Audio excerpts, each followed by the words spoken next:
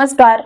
आज एक अनसुनी कहानी आप सभी को बताने जा रही हूँ। इसे पूरा अनसुना तो नहीं कह सकते हैं, क्योंकि ये कहानी आप सभी कहीं ना कहीं देखे या सुने होंगे जरूर, पर फिर भी मैं अपने छोटे से प्रयास से आप सभी को बताने की कोशिश करती हूँ। हम इंसान का ना एक फितरत होता है, एक स्वभाव होता है कि अगर हम किसी की अच्छाइयों को देख लेते हैं कि वो अच्छा है, तो फिर उसकी एक भी बुराई नहीं देखते हैं। ये तक नहीं सोचते हैं कि वो इंसान है, अगर उसमें 99 अच्छाई है तो एक बुराई भी हो सकती है, या फिर जिसकी हम बुराई को देख लेते हैं उसकी एक भी अच्छाई को देखने का प्रयास नहीं करते, फिर चाहे उसमें कितना भी अच्छाई क्यों ना हो। यहाँ तक नहीं सोचते हैं कि सामने वाला इंसान है, उसमें अच्छाई और बुराई दोनों हो सकता है। तो आज की कहानी एक ऐसे ही इंसान की है जिसमें 99 अच्छाइयां थी, सब कुछ अच्छा था, लेकिन कुछ कमी थी, क्योंकि हर इंसान में होता है। हर इंसान में कुछ ना कुछ कमी होती है, उसकी वीकनेस होती है, उसकी कमजोरी होती है। तो कहानी है हस्तिनापुर के राजा महाराज पांडु के ज्येष्ठ पुत्र युधिष्ठिर की, जिन्हें समय के साथ धर्मराज युधिष्ठिर का पद मिला, क्योंकि धर्म के प्रति अटूट निष्ठा और सदाचार के प्रतीक थे, जिन्हें धर्म के देवता यमराज का आशीर्वाद प्राप्त था, जो सदैव धर्म का पालन करते थे। इतने महान धर्मात्मा जिन्होंने कभी भी अपने जीवन में कोई अधर्म ही नहीं किया था, पर फिर भी उनसे कुछ अधर्म हुआ था, जिन्हें बहुत लोग जानते थे और वेद व्यास जी के महाभारत में भी लिखा हुआ है।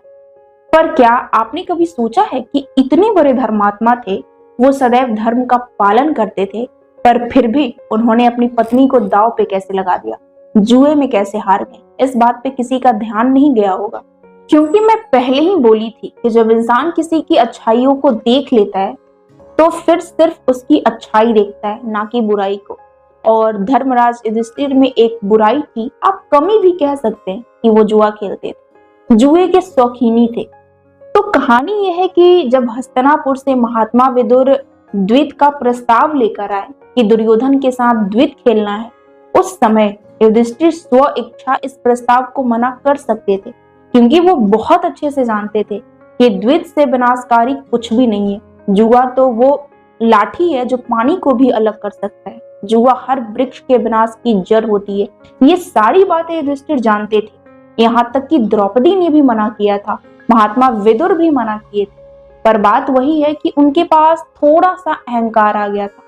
एक बार इंद्रप्रस्थ में वो खेल खेल में शकुनी को हरा दिए थे, और उन्हें लग रहा था कि अगर मैंने शकुनी को हराया है तो मैंने संयोग बस नहीं हराया, बल्कि मैं सच में उत्तम खिलाड़ी हूँ। यहाँ युधिष्ठिर के पास मौका था इस प्रस्ताव को मना करने का।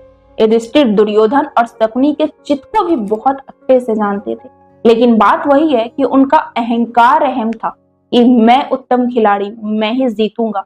यही युधिष्ठिर के जीवन की सबसे बड़ी गलती थी। अगर वो उसी समय सतर्क हो गए होते तो ना ही जुआ खेलने जाते, और ना ही अपनी पत्नी को दांव पे लगाने की गलती करते, और ना ही उनका इंद्रप्रस्थ उनके हाथ से जाता। और सबसे बड़ी बात कि वो दुर्योधन और शकुनी के चाल को भी बहुत अच्छे से समझते थे, वाकिफ थे।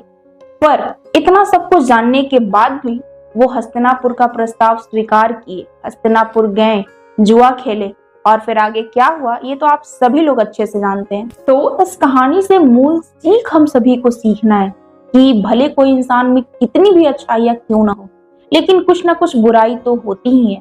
और सबसे महत्वपूर्ण बात कि आप किसी फील्ड के बहुत अच्छे खिलाड़ी हो सकते हैं, लेकिन आपको ये नहीं भूलना है कि आपसे बेहतर तो कोई खेल ही नहीं सकता है, क्योंकि धर्मराज युधिष्ठिर के जीवन की सबसे बड़ी गलती यही थी कि वो अहम में थे, और इसी कारण उन्हें धर्म का प्रतीक तो माना गया है, लेकिन भगवान का दर्जा नहीं दिया गया।